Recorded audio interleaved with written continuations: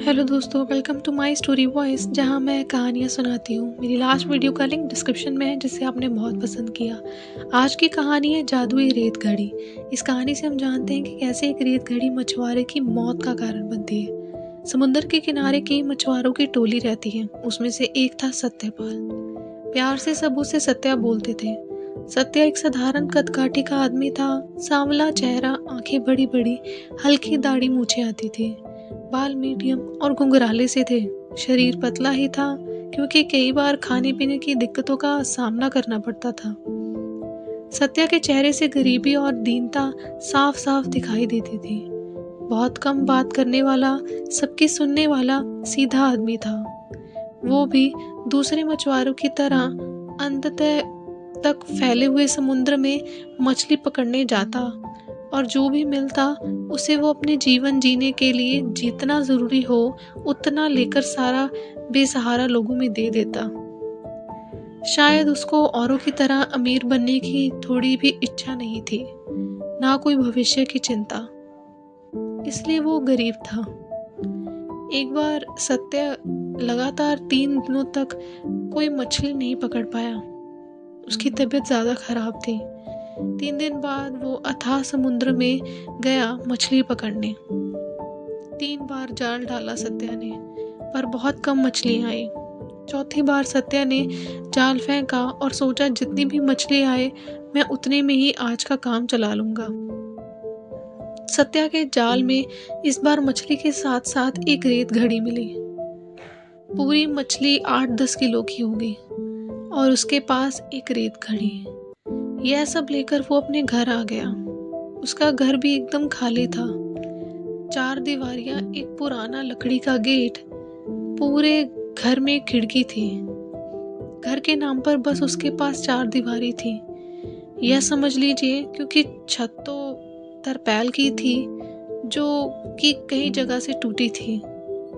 घर में भी कुछ खास नहीं था। एक बड़ा लकड़ी का संदूक था, जो सामानों को रखने के लिए साथ साथ टेबल का भी काम करता था। सत्या हर सामान लेकर वहीं रख देता था। घर में कपड़े रखने की कोई जगह नहीं थी। बस बीचों बीच घर के रस्सियां बंधी थी, जो कपड़े टांगने का काम करती थी। पूरे घर में मछली की बदबू आती थी। वो भी आए क्यों ना, ये मछुआरे का घर था। आज भी घर आकर मछली की टोकरी को जाल के एक किनारे रखा और रेत घड़ी को उसी संदूक पर रख दिया। रेत घड़ी को रखते ही वो जैसे ही मुड़ा, तो उसकी नज़र उसके मछली पर पड़ी, और उसने देखा कि सत्या मार्केट में है और उन मछलियों को बेच रहा है। यह सब 1 मिनट तक चलता रहा। उसके बाद अचानक सब गायब हो गया। अब वो अपने घर में था, और गेट के पास ही उसकी मछलियां पड़ी थी।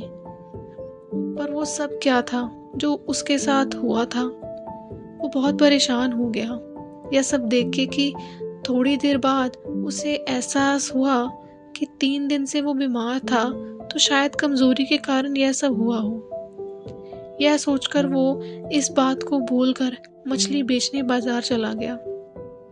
थोड़ी देर बाद सत्या को वही नज़ारा दिखा जो हूबहू घर में दिखा था। पर यह सब सच था। सारे मछलियों को बेच के घर आया। उसके घर पर कोई बर्तन चूल्हा कुछ नहीं था, ना कोई फैमिली, तो वो खाना बाहर ही खाता था।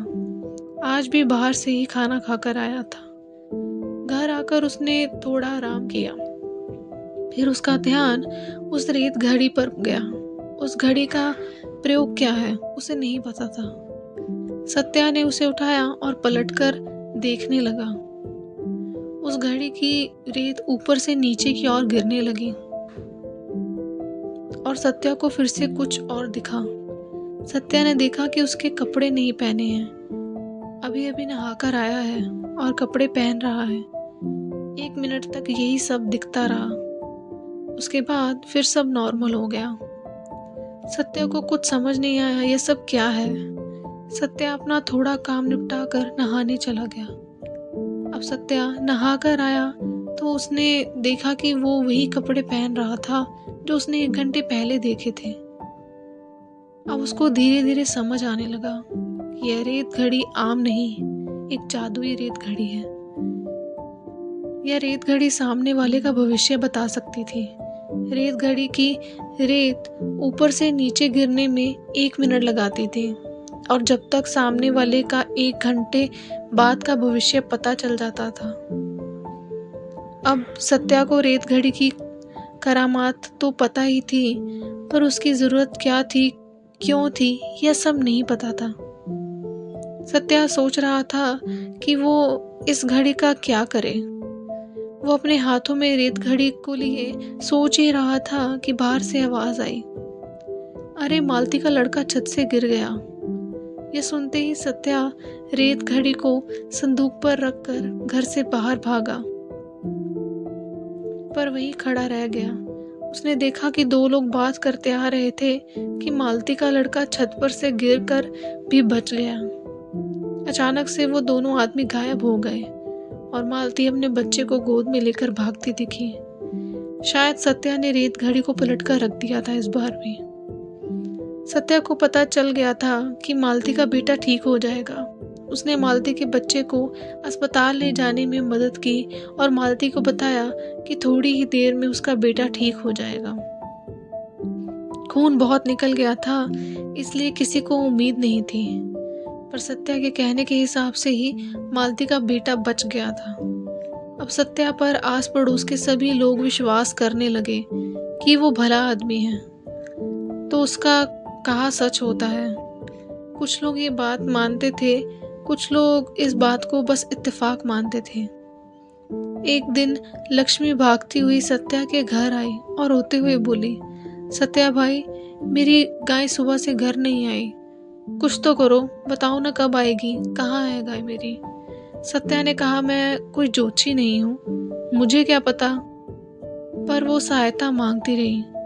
सत्या उठा और उस रेत घड़ी को पलटकर रख दिया और लक्ष्मी की तरफ मुड़ा। उसने देखा लक्ष्मी अपने घर में अपनी गाय को चारा खिला रही है। 1 मिनट बाद सत्या अपने घर में था।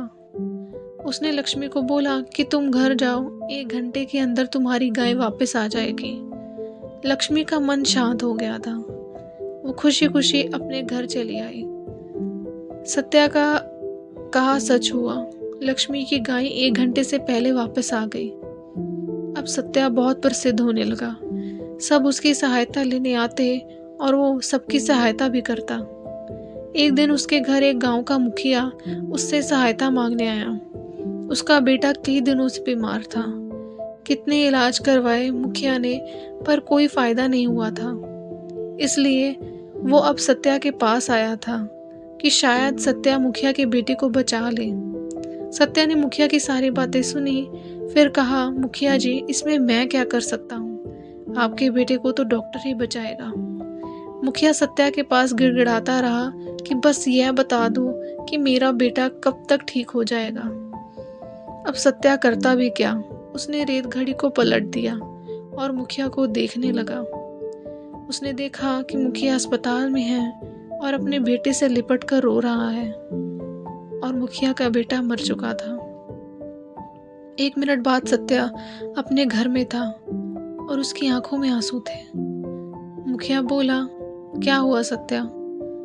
सत्या ने रोते गले से कहा, मुखिया जी, आपका बेटा 1 घंटे में मर जाएगा।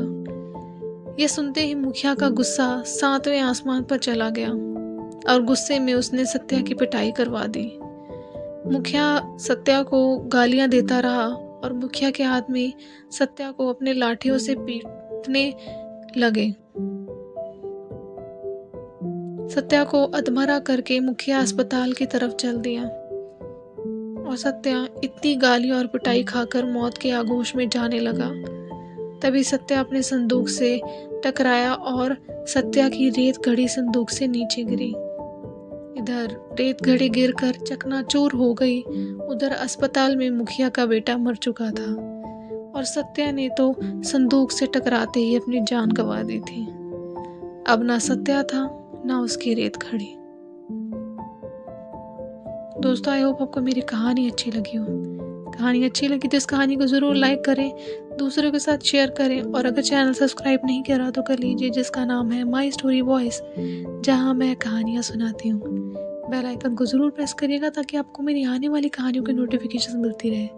आपको ये कहानी कैसी लगी इसके बारे में कमेंट में ज़रूर लिखिएगा। आप मेरी कहानियों को पसंद कर रहे हैं, लाइक करें, शेयर करें, उसके लिए बहुत बहुत शुक्रिया और धन्यवाद। तो चलिए मिलते हैं फिर अगली बार नई कहानी और नए विचार के साथ। तब तक के लिए thanks for watching and listening my story voice, जहाँ मैं कहानियाँ सुनाती हूँ। Thank you so much.